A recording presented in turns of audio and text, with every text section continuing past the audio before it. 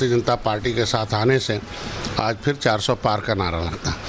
Indian political league में बात अब उस समाज की जिसके बिना भगवान राम की नैया भी पार नहीं हो सकती थी। जी हाँ, निस्वार्थ समाज। निस्वार्थ समाज की जातीय नाव बड़ी बड़ी पार्टियों का बेड़ा पार लगाती रही है। पूर्वांचल की सियासत में समाज का अपना वजूद है और इसी समाज के नेता हैं संजय निस्वार्थ, जिनके एक इशारे पर बड़े बड़े सियासी गढ़ ढह चुके हैं।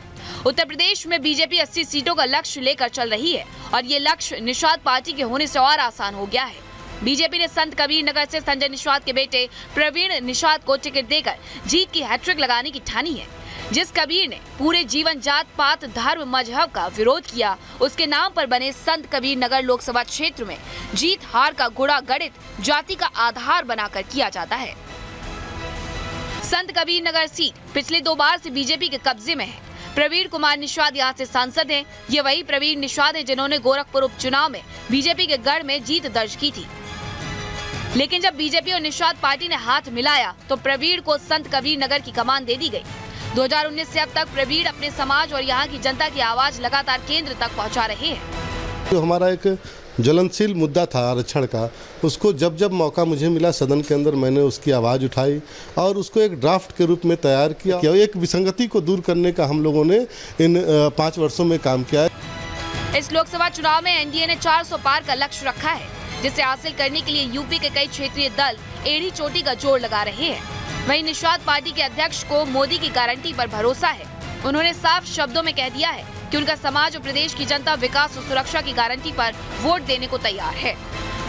कभी त्रेता में पार का नारा लगा था, गंगा पार, और कभी निस्वार्थ पार्टी के भारतीय जनता पार्टी के साथ आने से आज फिर 400 पार का नारा लगता। तो आर पार की लड़ाई तो है ना।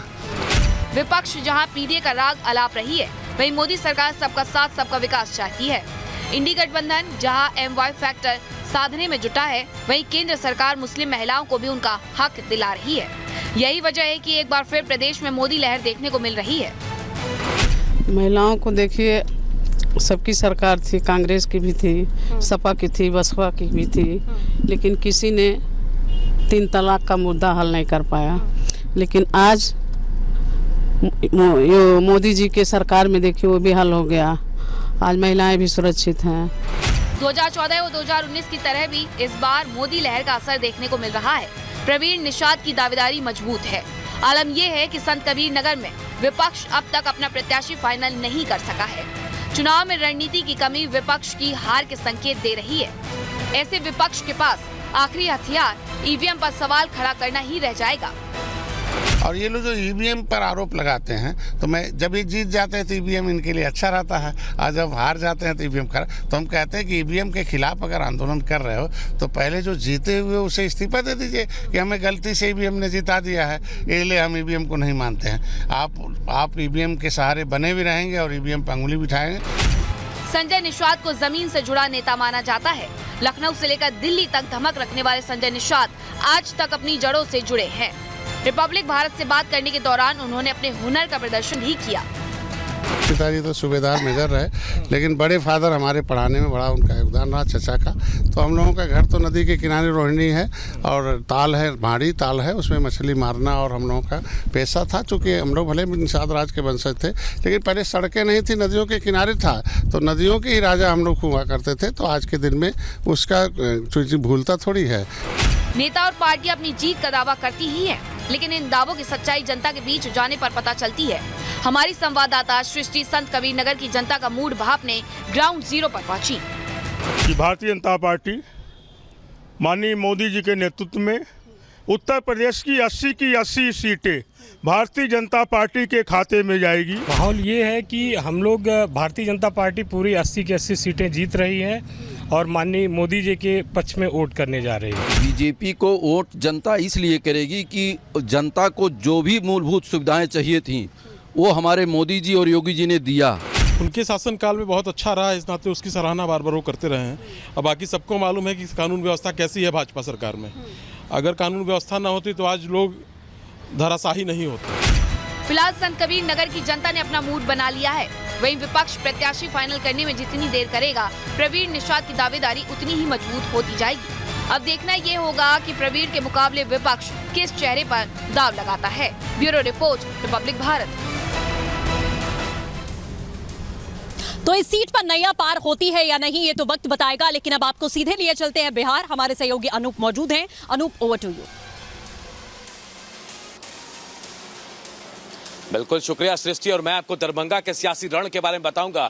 क्या यहां पर दरभंगा में दंगल होगा या फिर कमल खेलेगा, ये हम आपको इसलिए बता रहे हैं क्योंकि एक बार फिर लड़ाई बीजेपी और आरजेडी के बीच में है। जी हां, एनडीए की तरफ से बीजेपी के उम्मीदवार यहां देखिए गोपाल जी ठाकुर हैं, तो दूसरी तरफ आरजेडी के 6 बार के विधायक ललित यादव को एक बार फिर दरभंगा से इस बार लोकसभा चुनाव लड़ाया जा रहा है। और इसीलिए मैं आपको कह रहा हूं कि क्या यहां दंगल होगा या कमल खेलेगा, क्योंकि यहां के सियासी रण में हम बात करें तो 3 जातियों के इर्द गिर्द दरभंगा की पूरी पॉलिटिक्स आती है। ब्राह्मण, यादव और मुसलमान यहाँ सबसे ज्यादा कम्युनिटी में है, ज्यादा आबादी है उनकी। उसके बाद यादव और ब्राह्मण आते हैं जिनकी संख्या 3.5 लाख के आसपास है। माछ, मखान और पान सभ्यता संस्कृति है दरभंगा के, लेकिन प्यार से बातचीत और आचार व्यवहार भी इसकी विशेषता, और इसी विशेषता से विरोधी एक दूसरे पर निशाना भी साध रहे हैं। इससे जुड़े एक रिपोर्ट आपको दिखाते और समझाते हैं क्या चल रहा है इस वक्त दरभंगा के सियासी रण में।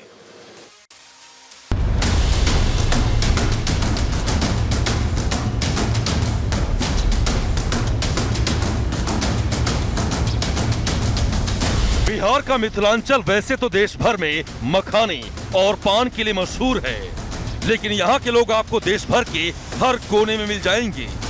यही वजह है कि यहाँ की सियासत भी कभी स्थिर नहीं रही।